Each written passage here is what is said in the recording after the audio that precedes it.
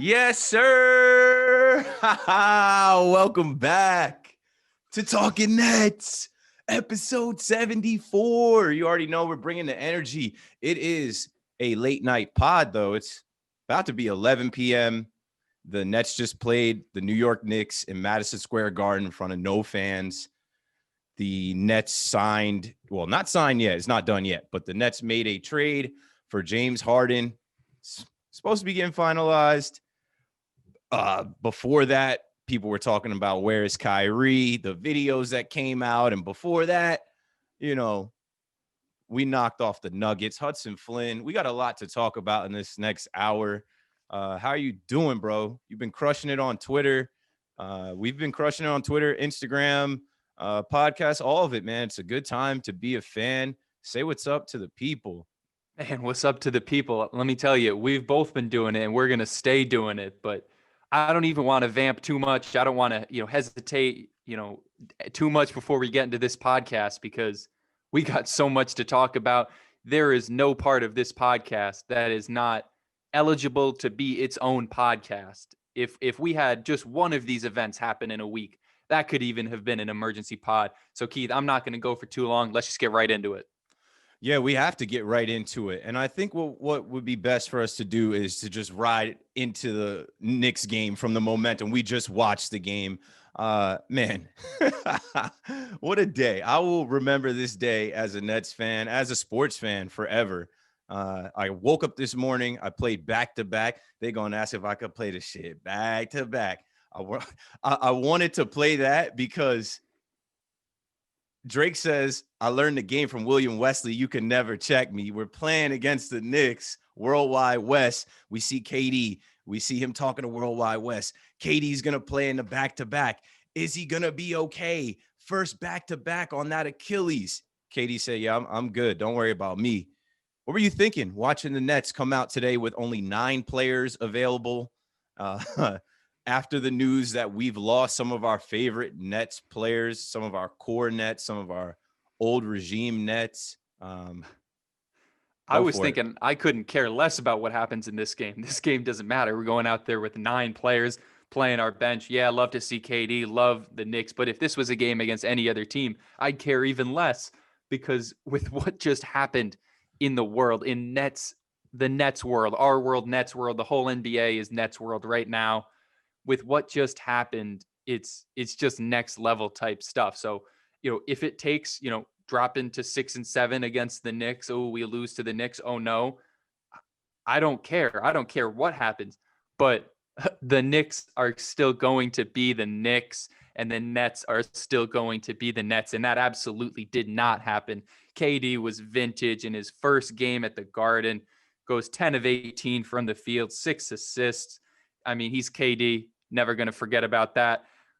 Bruce Brown, second straight game in the starting lineup after being notably absent from the game 3 games ago. He puts up 15 points, 14 rebounds as a 6'4" guard. This man is my height, and he's picking up rebounds over 7-footers. This guy is ridiculous, bringing all the energy, playing all the defense. His floater, his little push shot, that's damn near automatic.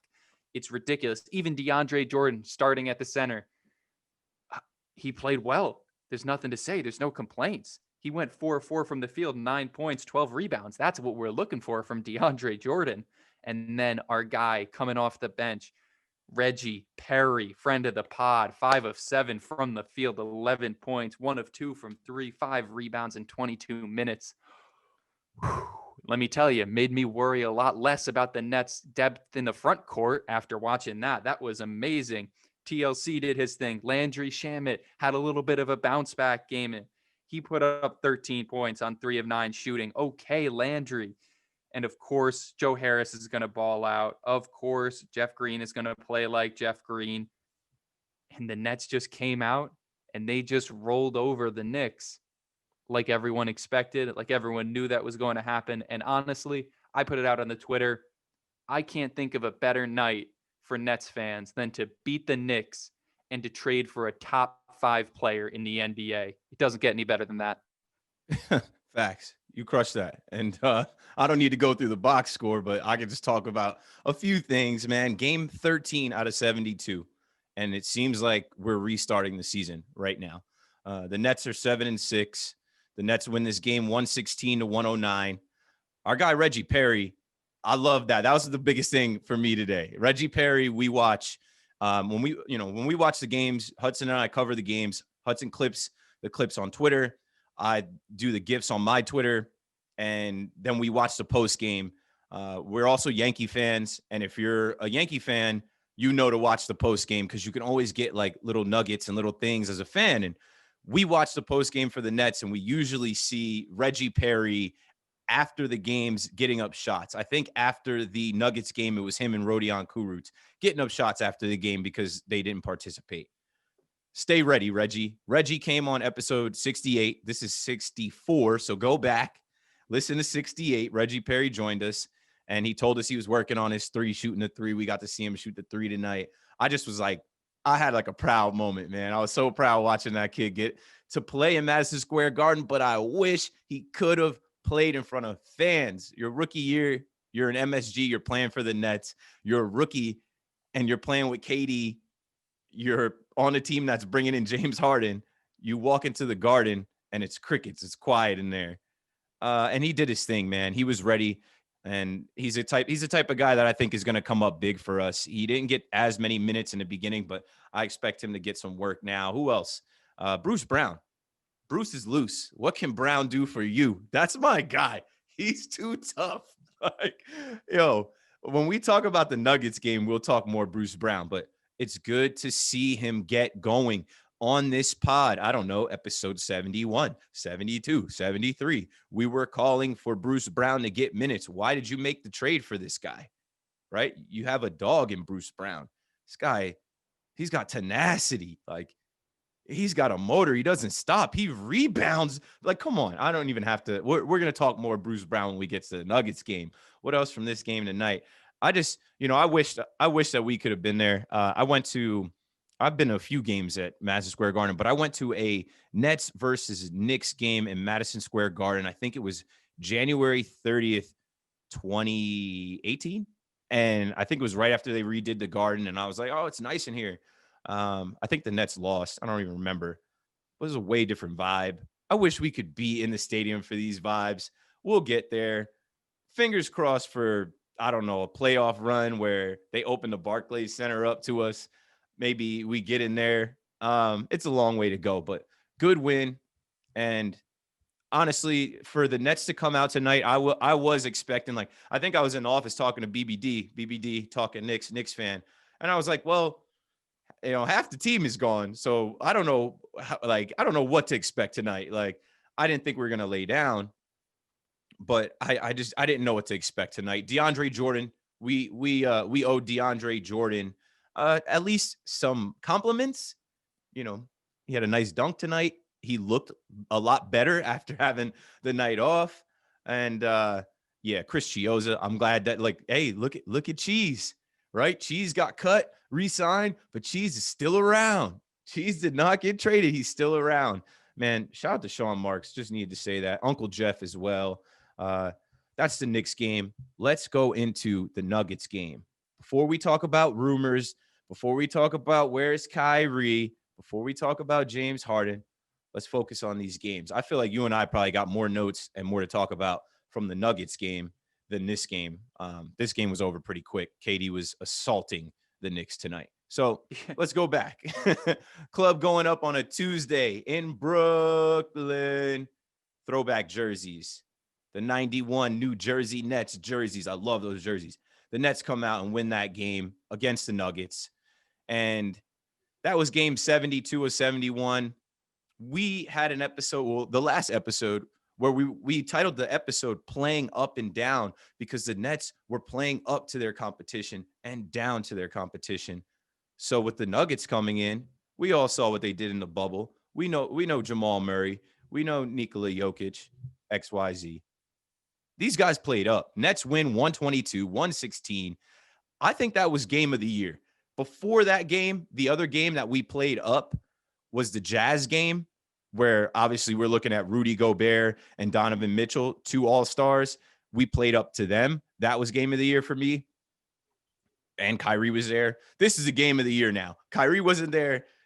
KD was cooking. These guys raised their game. Bruce Brown, the rest of them, passing the rock. Let me dish it to Hudson so I can get my notes and he could take over talking about game 12 of 72 against the Denver Nuggets. Man, you said that the Nets came out and got that win. They did not. They waited until the second half. That first half of basketball in that game was perhaps the most depressing basketball I have ever watched this team play. And I watched them play in the bad years. So, like, to be able to come out and do that is just ridiculously depressing. Like, it was not good basketball, terrible defense, too many turnovers. Even KD had too many turnovers. All around bad. When KD came off the floor, the whole team collapsed. No energy, no nothing. But then in the second half, someone must have said something. I don't know who it was. I hope it was Coach Nash, but someone came out and said something because they lit a fire under this Nets team. And the Nets were shooting lights out from the field. And Bruce Brown was playing lights out in this game, not just on defense where we want him to play. He had 16 points on 8 of 11 shooting. Joe Harris, 6 of 9 shooting, 15 points. Those were that was Joe Harris contested shots. And when we talk about the Harden trade, we'll talk about how many uncontested shots he's going to take. But let's continue. Taurean Prince, our guy, the newest Cleveland Cavalier. It was a Taurean Tuesday, our last one, and maybe one of our best. He went 3 of 6 from the field, 7 points, but he was playing aggressive like we haven't seen him play as a net this whole time. Landry Shamet, 5 points, but he shot 2 of 3. You can't complain about that. If you're going to get your minutes reduced, you're going to make do with whatever opportunities you get, and that's exactly what he did. Jeff Green played well. And then we got to talk about our guys that played their last game in a Brooklyn Nets uniform for now. Who knows what'll happen in the future, but Jared Allen got the start at center, went 3 of 6 from the field, 6 points, 5 rebounds, 3 assists. He played all right on offense, but he was preoccupied playing defense against the Joker, Jokic, who is just absolutely insane. One of the most crazy to watch players in the NBA. Just a trip to see this point center passing up, carving up your team like he did to the Nets in the first half. So he was preoccupied with that. And Karis LeVert coming off the bench, 20 points, 2 of 5 from 3, 8 of 15 from the field, 6 assists, 5 rebounds. That's our guy. He put together a vintage Karis performance. And I'm glad that the last time that he suited up as a Brooklyn Net, he was able to give us one last ride, one last show, to show us who that Karis is really going to be. And, looking forward, he's going to be a great player on that Pacers team, and he's going to have more opportunities to be the player that he can be and is going to be. So I'm very excited for him. But this was the Kevin Durant game. Kevin Durant, he's simply unstoppable. I keep saying it. There's nothing you can do to stop him. 34 points, 12 of 18 from the field. He was shooting not enough. He was taking too few shots, and he was so efficient. 13 assists, 9 rebounds. Bruce Brown might have stole one of those rebounds, keeping him away from his triple-double. Who knows? But, man, he is just magical to watch. And, of course, I got the Slim Reaper shirt on, 718 Supply. Shout out to them. They sent it over to me. But, man, that was just – talk about a turning point game in the Nets season. They were looking dead in the water, the worst they've ever looked. And then the team came out, put it together, and just went out and won a basketball game. They shot 61% from the field. They cut down on the turnovers. And they just won the basketball game against a very good Denver Nuggets team, a Western Conference Finals Denver Nuggets team.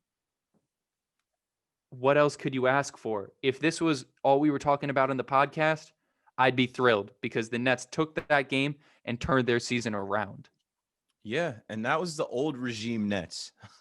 The core 4 of the Nets. We lose Jared Allen. We lose Karis LeVert. All we've got from the core 4 of the Nets is Spencer Dinwiddie and Joe Harris.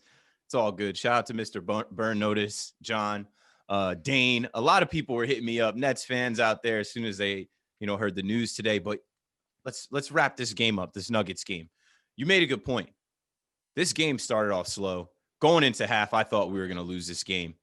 Something happened at halftime, right? And in our wins, we talked about on this podcast, starting with the right energy, starting the game off and controlling the game from start to finish and not, waiting for the game to come to you or just being cold. And the Nets did not start this Nuggets game off like they wanted to win.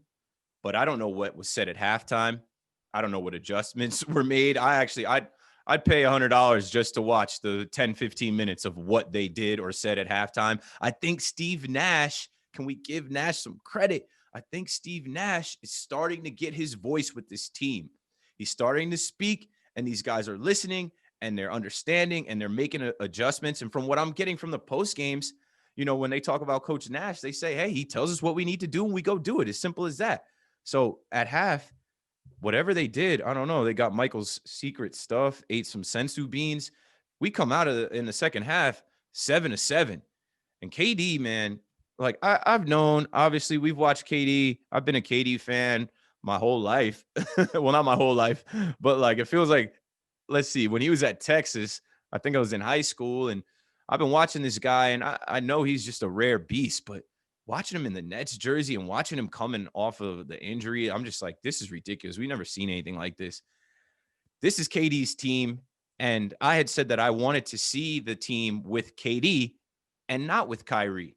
I said, like, last year we got Kyrie without KD. Let's see what the team looks like with KD leading. And KD does so much for this team when he's on the court. He distributes the ball. He's got obviously a high IQ. He makes great plays. He made DeAndre Jordan look great in the Knicks game tonight. DeAndre Jordan didn't even play in the Nuggets game. He had a DMP, had 0 minutes.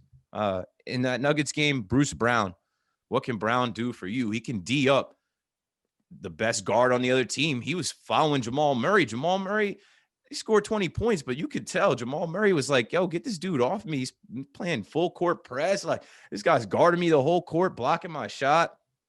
Man, Karras had a Euro step on Nikola Jokic. And we'll talk about Jokic because Jokic is a unicorn. Jokic is a savage. He's a dog. When I watch Jokic play, I'm like, how can this guy do all of these things? Karras hit him with a Euro step, had him reaching for the stars. I was like, yes, Karras, do your thing, bro. Wish Karras the best. I think Karras is really going to come into his own going back to the Midwest. But back to Jokic, we had built this game as Jared Allen versus Jokic, right? We were talking about Jared Allen's hit list. He went and got Rudy Gobert. He went and got Joel Embiid. Next up, Nikola Jokic on the Jared Allen revenge tour. Show him what you've been working on, Big J. And Big J didn't necessarily have all the points, but interesting stat from that game. I think I tweeted this in reply to your, like, after the game, you give your thoughts. I was like, we had 58 points in the paint. Jared Allen only had 6. So what does that tell you? Guys were getting in there. Guys were getting to the rack and scoring. Karras, man, someone said today, like, why do we trade Karras? He's just starting to hit his stride. This was the first time in his career that he had 5 straight games scoring over 20 points. Man, I guess the trade value for Jared Allen and Karis LeVert together, I don't know if it's ever been higher. Had to do what we did. TLC, shout out to TLC in this game. He hit some threes when we needed him to. And honestly, looking at this game, it was a statement game.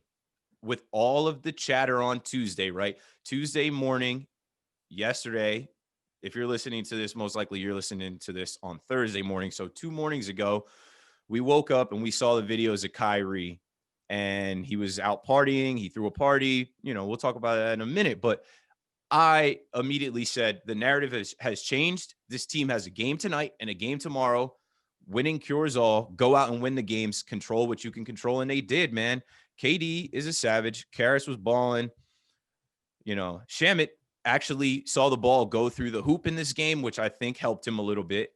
And we played up to our competition once again. So, man, it is an interesting time. It is Wednesday, and last Wednesday will be in our history books. And this Wednesday will be in our history books. We go from watching Capitol Hill being stormed last Wednesday to watching the president get impeached today. So that's where we are in America. And I think that's a good way to segue into Kyrie Irving. Now, before I pass it back to Hudson, this is what I'm going to say about Kyrie, and I can keep it pretty simple, right? Kyrie Irving is a flat earther. He's a flat earth guy. He ain't living on the round earth that you live on, which is good. I'm not saying that as a joke because I'm also a universe guy. I see things differently too, and I speak on things differently. And things hurt me in some ways that I can relate to Kyrie, and I understand the plight, and I understand the struggles, and him saying that he wants to, he said he would give up everything for social reform.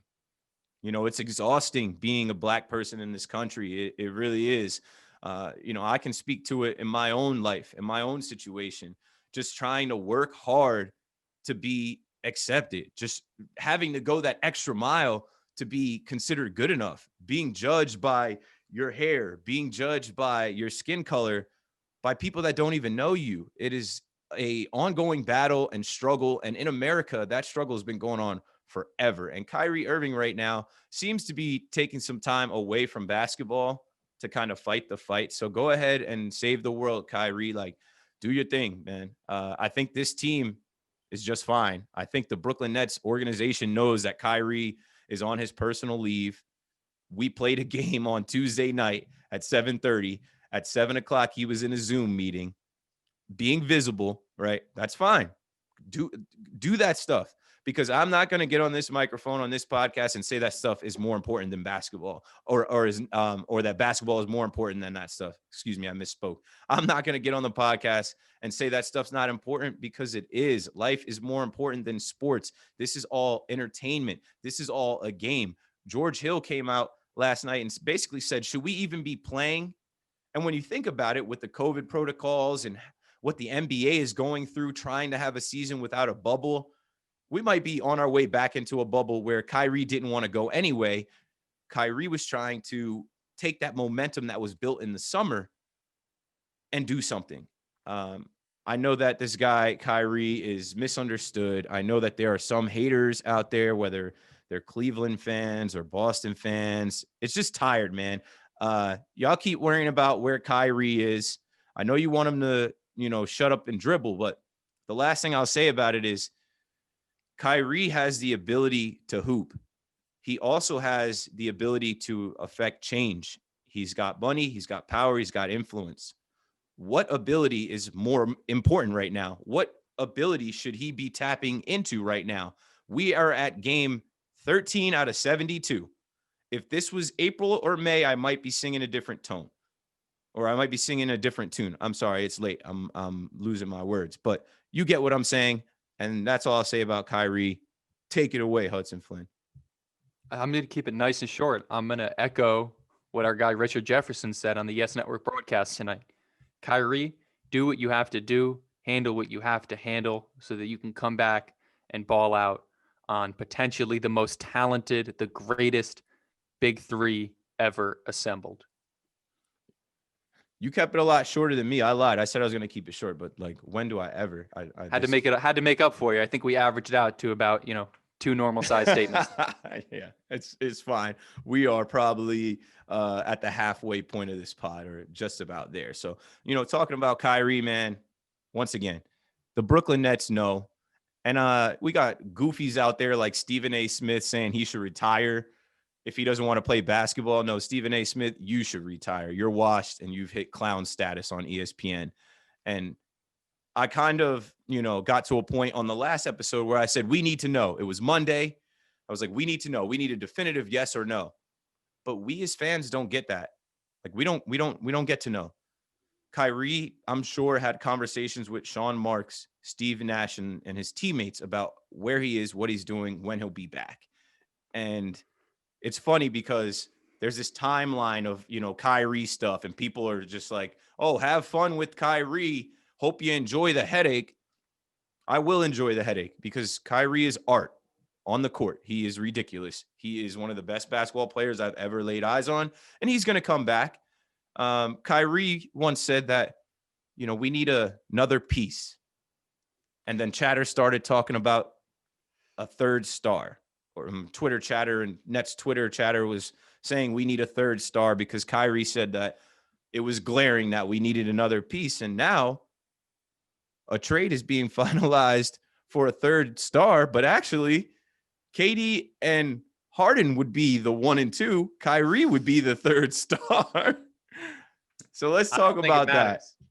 I don't think it matters either. I don't think it matters either. just am so excited. I'm sure you had a cleaner segue to get right into that. That first segue was beautiful, but oh my God. And I'll tell the full story. I told it a little bit on the live today, but I was going out on a date with my girlfriend. We were going to go on a hike, take a nice walk, and we had just gotten back, and we were going to chill, talking, like sit in a picnic bench for a little while longer.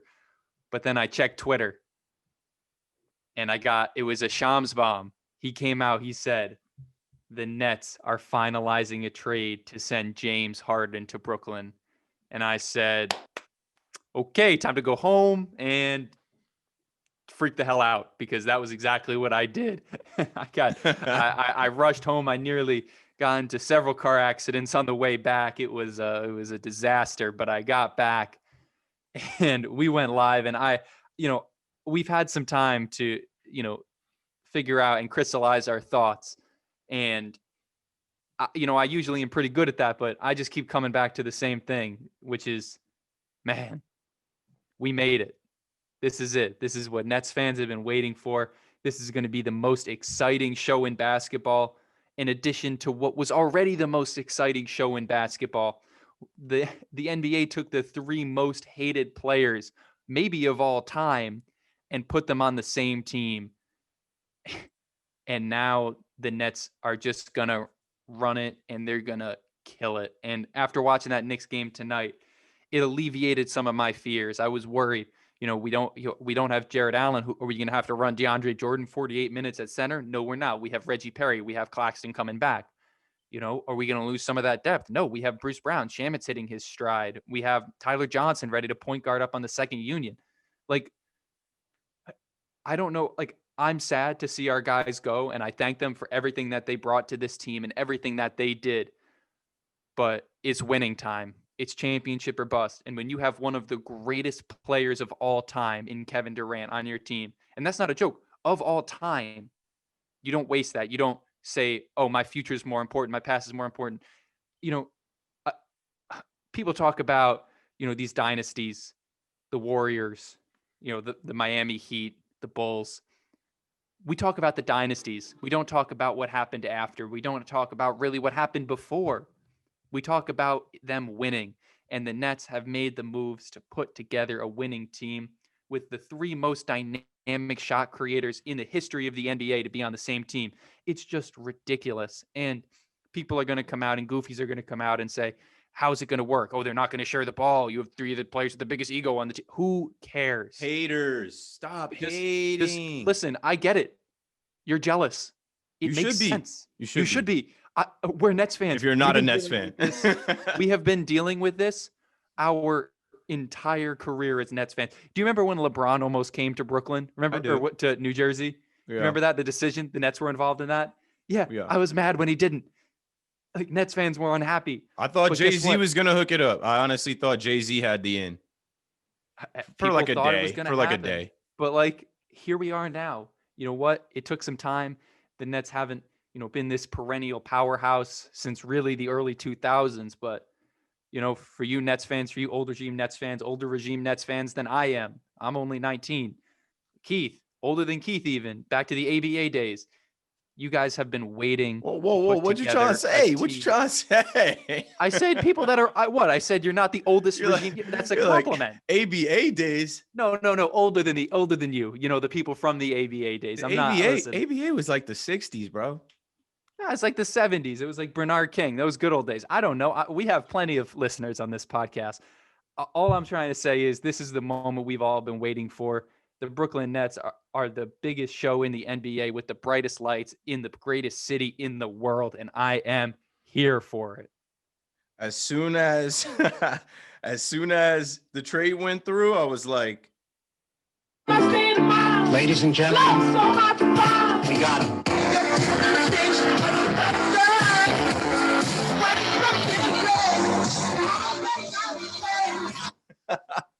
Yo, here's a question for you, because obviously you and I, we've already talked about this, and I mean, we feel good about the trade. What do you say to, here's 2 questions for you before we play some voicemails and read the reviews. Here's the first question. What do you say to the folks that are talking about, the the Brooklyn Nets just mortgaged their future again. KD, Kyrie, and James Harden will be free agents in a couple years, and then what? This team did this already with Paul Pierce, Kevin Garnett. Like, what do you say to the people comparing this to the Celtics deal from, I don't know, 10 years ago? Was KD on the team when that deal was made? Nope. Was it trading for the person who's led the league in scoring for the past 3 years? Not even close. How old were those guys? I mean, they were well past that. We have literally the person who has led the league in scoring for the past years. The last 11 years, Keith, 7 of the last 11 years, either KD or James Harden has led the league in scoring. They're both on the Nets. This is nothing like that trade. Yeah, the Nets traded away future picks so that they could get James Harden. Because let me tell you something. Eventually, KD, Kyrie, James Harden aren't going to be on this team. And then what? I don't know. I don't care. Maybe then I can care about mock drafts or whatever is going to happen then. It's time to win. And, we're Yankees fans, right? We've always been waiting for the Yankees to make that one big move that solidifies, we're the Yankees. We win. This is what we do. And that's what the Nets just made. They made that winning move. And regardless of what happens in the future, when you have Kevin Durant, one of the greatest players in the history of the league, you don't not win him a championship. So you go out there and you make the moves that win him a championship. And that was it. Man, I'm waiting for the Yankees to do that now. Like, sign DJ, go get some pitching, Corey Kluber, but this is a basketball pie. Here's the other question. What do you say to the nerds that are in our mentions, in our replies, saying they gave up too much? Are you kidding me? Jared Allen was playing like an all-star. Karis LeVert is a superstar in the making. They gave up to how many picks? Looks like they gave up too much to me. I don't think it's kind of the same thing, right? Mortgaging their future, whatever. I don't think it is. I think it's the price you pay both to get James Harden on this team and to not let James Harden go to Philly or to another team in the East, because it's as much of an offensive move as a defensive move in terms of keeping him from going to other teams. And that's the price you had to pay. Philly was all in. They had Ben Simmons in there. They had their future in there. They had Matisse Thybulle in there. They were going for it as well. And the Nets paid the price. And let me tell you, and let me be honest, I love the people they traded away. And I'm sure the 2024 draft where we would have drafted Bronny would have been amazing. But the championship's going to be better. The championship's better than, keeping the culture together. And I understand Nets fans who say, we traded away our culture. We traded away our character. I don't like that. I get that. I understand the attachment to these players. They're the players that dragged the Nets up from the worst team in the NBA to relevancy. They got us here. Yep. They were the, what did our guy Scoop call him? The doula. They got us here. The doula. And here we are now. It's a different time. It's a different era. This team is not built for players like that. It's not built for middling stars, for developing stars. Let's go put them on a situation where they're going to be able to win. Let's get them where they want to be, where they can thrive. But at the same time, let's do what we need to do to win a championship and get that parade down Atlantic Ave. This is for the chip, baby. This is for KD's legacy. This is for Kyrie's legacy. This is for James Harden to get a ring. This is for the city of New York. Can we get a parade? Can we get a parade? I've been waiting for the Yankees to have another parade. I was in college, the last one. Couldn't get out of class, couldn't get out of practice. I missed that one. Will the Brooklyn Nets have a parade in New York before the New York Yankees? Somebody's got to bring a parade back to the city. We could use one. Anyway, it is time to go into some voicemails. And I'm playing all these voicemails because I remember times when we were asking for voicemails and nobody was calling the voicemails. I remember times when we just wanted someone to hit that line and nobody hit that line. So you call the voicemail, you will be heard right now. What's going on, guys? Dylan from Oakland here. Same Dylan who won the giveaway at DillBPTel on Twitter. Love the pod. Just came off the Denver win. Love the comeback. Love the energy. KD playing like an MVP. Bruce Brown getting the respect and the minutes he deserves. Anyway, I know it's a little early for trade talks, but if you see a hole for a trade right now on our roster, where would it be? Two guard, maybe backup point, center, I suppose, to move DJ to the bench. shooters, I guess, to add along the starters and bench. All right. Shout out Dylan. That's our guy. He wrote a nice review, and we sent him a hoodie. And it's funny that, I think he messaged us and said, hey, I sent that voicemail in before the Harden trade. Well, we're still going to play it anyway because we were thinking about, hey, this team could use some help. We didn't know it was going to come in the form of James Harden. I promise you, this morning I was watching ESPN, watching Harden's press conference after the game, and then watching the highlights of KD. And I was not thinking, I could tell he was upset. But then I started watching Twitter and I started reading the articles. And I'm like, hey, I bet you Sean Marks stayed in touch with whoever he had to stay in touch with. And the Nets are going to be the highest bidders and the best suited team to make the deal happen if the Rockets want to do it now. Yeah. I mean, and then we ended up being that. And also, like he said, talking about, depth and stuff like that, the Nets now have 3 open roster spots that they can play with and a $5.7 million injury exception from Spencer Dinwiddie. So the Nets have the money and the spots to make some more moves, whether it's just signing people, bringing in. We could bring in Jamal Crawford. Who cares? But we have that flexibility now. And at this point, we've reached the level where it's just bringing in whatever's going to bring us that one little, iota closer to winning a championship. And I'm excited to see who they bring in. I think there's a lot of interesting players on the market right now. I think that it would be interesting to see maybe, Reggie Perry's contract get transferred to a full-time one-way contract. Who knows? But I'm excited. And I think tomorrow is going to continue to be a big day, the 14th Thursday, because the Nets are going to have to start making moves to fill out this team before they end up playing, I believe, the Magic this weekend. What's up, fellas? I'm the BBG on Twitter. We've interacted a few times. But with the James Harden trade almost done, just waiting on physicals and stuff, who are some guys you guys are looking at on the buyout market? Somebody for me was Andre Drummond, maybe. So let me hear what you guys got. I mean, yeah, I'd like that. Andre Drummond would be great. Could bring Rondé back. I know he's out there. There's a lot of options. There's a lot of options. I'm excited to see, who the Nets bring in. I haven't given it as much thought as I would have liked to think about who's on the buyout market, who's ready to come in. But there's going to be a lot of options. And someone like Andre Drummond, the Nets are the number 1 ticket in town. This is just after LeBron made the decision. If you can hitch your wagon to that team, to those stars, you're going to get yourself a ring. So someone like Andre Drummond, who's, been thirsting for success his entire career, this is your chance to have it and to be a real contributor on the team. And that's what I think makes this exciting, because if we all remember when Boogie went to the Warriors on that big discount, right? Now is time for players to do that. They're going to be taking discounts to win a championship with this Nets team. And there's 3 spots available to do it. And I think we're going to have more people that want to be on this team than Sean Marks actually wants to bring in. Yeah, we're not done. There's, like you said, there's 3 roster spots open. I think they bring in some veterans. I think they bring in some defense, some dogs, some lunch pail kind of guys. You know what I'm talking about. We'll see. If we get 3 more Bruce Browns, I'd be happy. Next voicemail. Yeah, what up, boys? It's George from Brooklyn, New York. Still kind of processing the results of this trade. First general feeling is honestly sad, just because I love Carrot and Jarrett.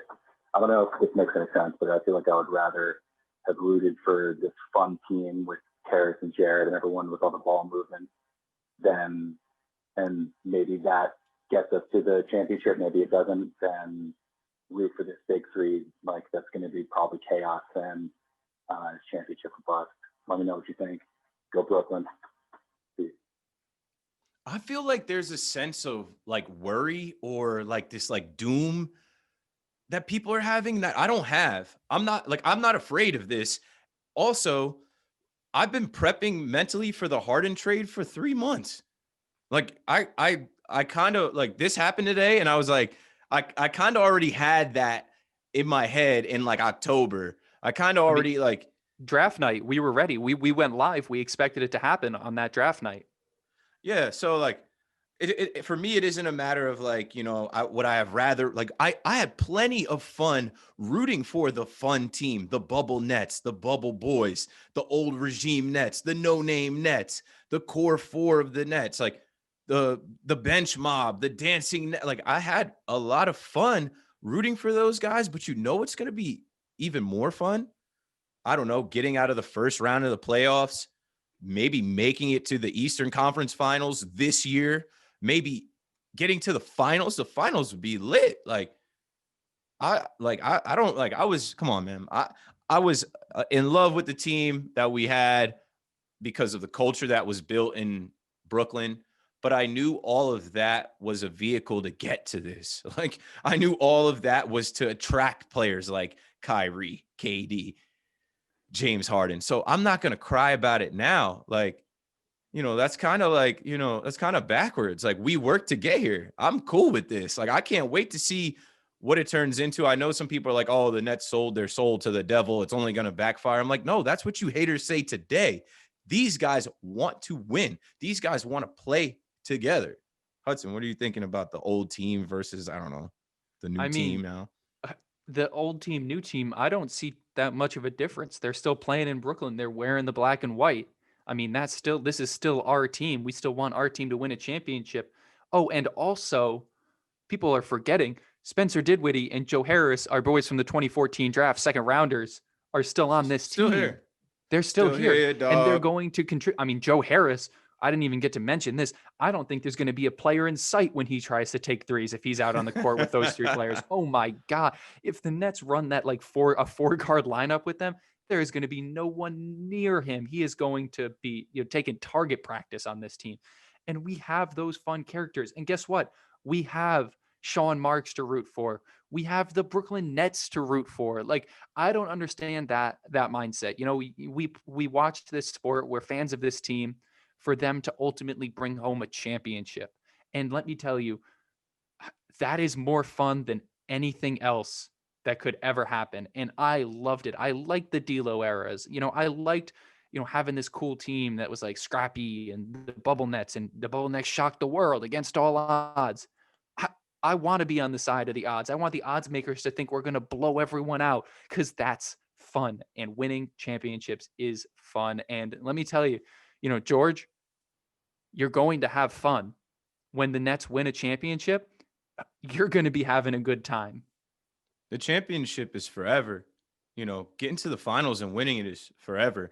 I went to the Barclays Center and watched Darren Williams, Brooke Lopez, ISO Joe lose in the playoffs. Like I did that in 2013. I did that in 2015. Like I'm good on that. Like I'm good on losing in the first round of the playoffs, second round of the playoffs. This is all to get to the championship. Next voicemail, please. What's up, guys? Vin from Tampa here. Just loving the Brooklyn Nets right now. We're in the fourth quarter of the Knicks game, and we are killing it. We don't need depth anymore because we have three superstars.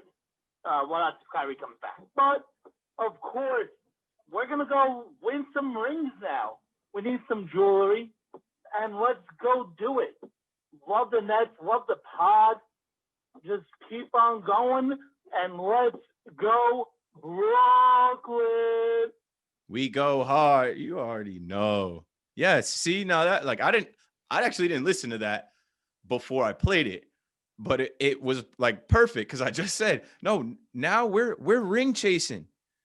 I will be on this podcast if we fail. I will be right back here if we don't win a championship, and I will say a bunch of things and be displeased and upset.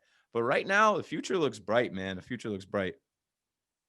I'll hold my L if it comes, but let me tell you, it doesn't look like it's coming anytime soon. Okay, last voicemail from my guy DBM, who 1 year ago today was on episode 11. And man, to think about how far this podcast has come from episode 11 to 74, Dane is one of our original Talking Nets guys, Talking Nets fam. Dane and I go back 10 years. He's also a hip hop artist, Dane the Beautiful Monster. Look him up. He's got 5 minutes that's going to be interesting right now. Let's start it up, man. Everybody, how you doing? I just want to say what's going on. This is the greatest day, really, in Nets history. I am DBM Nets super fan, born and raised in the Garden State. Been a Nets fan for 34 years. I want to date myself. Don't hate myself, because today is a great, great day to rate myself as a Nets fan. As a Nets fan, this is our Christmas. We have landed in Wakanda. We have special powers. The age of Aquarius is on us. Let's get right to it right now. Sean Marks, you are a genius. You are a genius. The only people that are more genius than you are my man Hunter and my man Keith from Talking Nets, the best blog, podcast. I'll take it. I don't care. Social media page for Nets in the planet. I just want to say, first off, a lot of people are saying that Harden killed our depth. That is completely wrong. Let's run it down. Landry Shamet, Uncle Jeff Green, TLC, Timothy LaRoe-Cabarrou. Nick Claxton's going to get minutes. Chris Chioza, who we all love, Tyler Johnson, and Bruce Brown, okay? That is a versatile bench. I would put that bench up against damn near anyone's bench, especially when you look at our starting five, okay? I'm hearing a lot of stuff about Harden is a wild card because of his behavior. Look at him. He's a diva, this, that. He did what he had to do to force his way out of a situation he didn't want to be in, okay?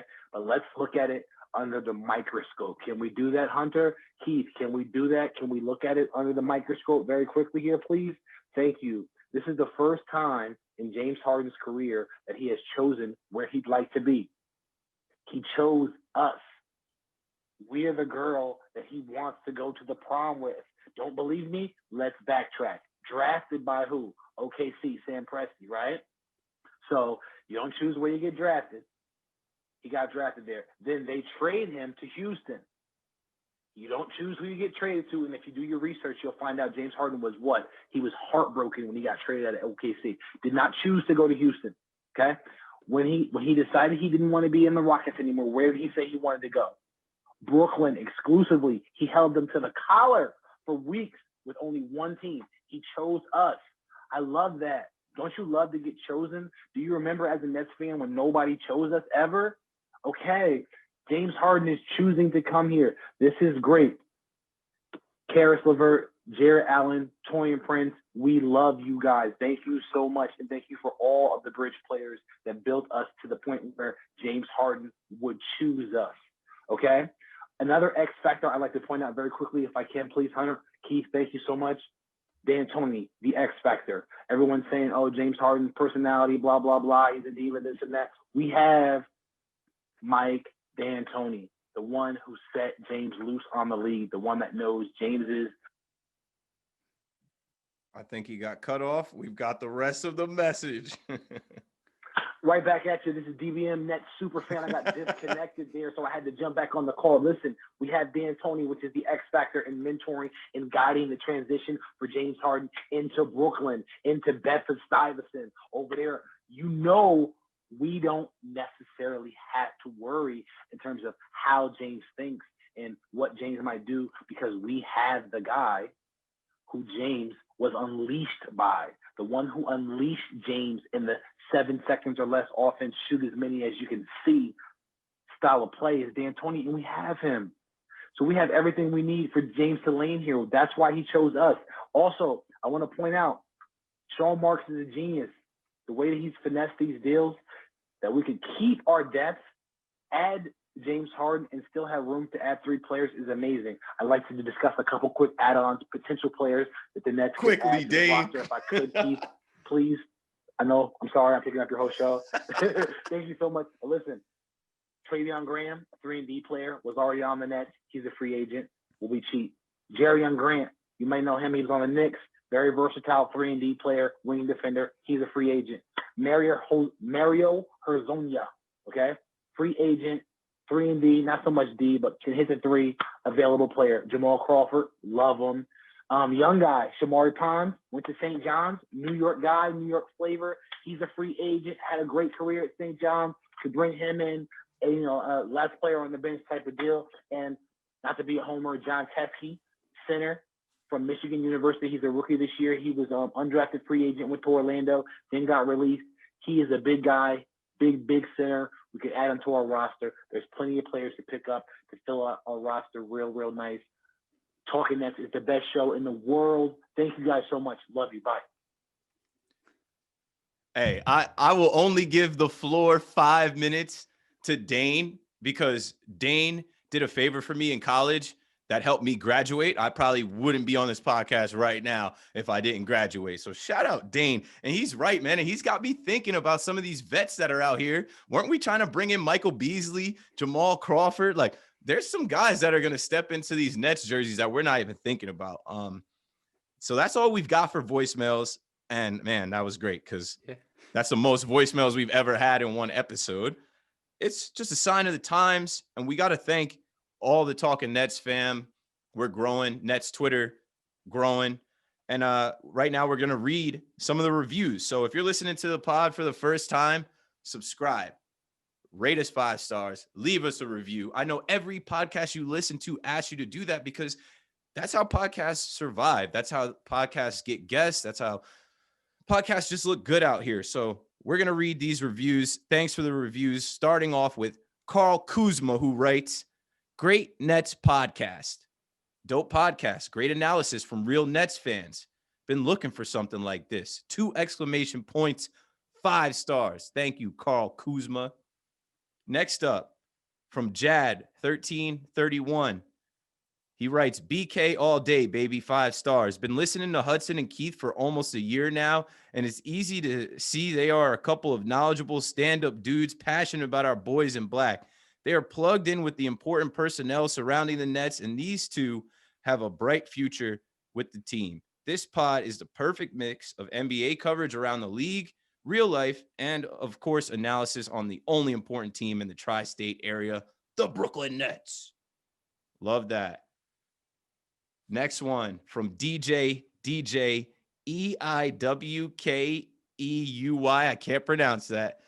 Talking Nets episode 67 review. So he went back, and I think he wrote this in December, so sometimes it takes a while for them to pop up, but great work again on the latest episode. I enjoyed the breakdown of Kyrie's bars, and I agree that Reggie Perry was a steal in the draft. I've gotten to see him play, and I believe he's built for the challenge. And hold on, I don't have the full one. Why? Oh, because I took a screenshot of it. Bear with me. So he says, I think he's up for the challenge. In Claxton's absence, he will definitely get his chance to prove himself. Nets jerseys are always a topic of discussion for Nets fans, and blowing teams out of the water in our Basquiat unis will be the perfect cherry on top to the spectacular season that we're approaching. I also agree that Yes Network has been holding it down for an era like this one. It's a moment for us as Nets fans, Nets media, and the Nets organization to beat our chest a little. There are new lions on the prowl in the jungle, and we're coming for the king. I like that. That's a long review, and I appreciate that. 5 stars. One more from Tyler Sean Parker. He writes, real Nets fans, exclamation point, 5 stars. Love the pod. Good insights from real Nets guys. I can feel the passion. Man, I am proud. Hudson, you kill it on this podcast, bro. Thanks for having me on your podcast, Hudson. Listen, we all know that this is really like DBQ, Dame Dollar, Bane, whatever his name was. That's it. It's his podcast. Yeah, it's about to be Dane. Dane got 5 minutes of airtime, but appreciate that, man. Appreciate everyone that called in. Once again, the voicemail is 201-870-0461. You can be heard. 1 minute. Just call, leave us 1 minute, leave your name. 5 minutes for Dane because he's special. He was actually on the Brooklyn Nets watch along with me and John, Mr. Burn Notice that we did with the Yes Network last February. Shout out to the Yes Network. We need to get another one of those going now. What else? Subscribe to the pod, rate the pod, leave us a review. You just heard the reviews. We'll read your review. I was sending out t-shirts, but then I sent out like a $30 hoodie, and I only get a little bit of a discount. I can't be doing all that.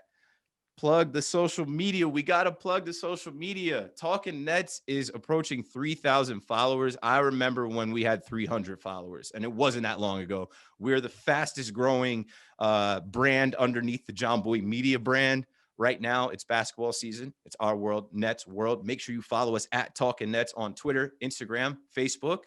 Follow me at Keith McPherson, real name, no gimmicks. Hudson Flynn, where can they find you?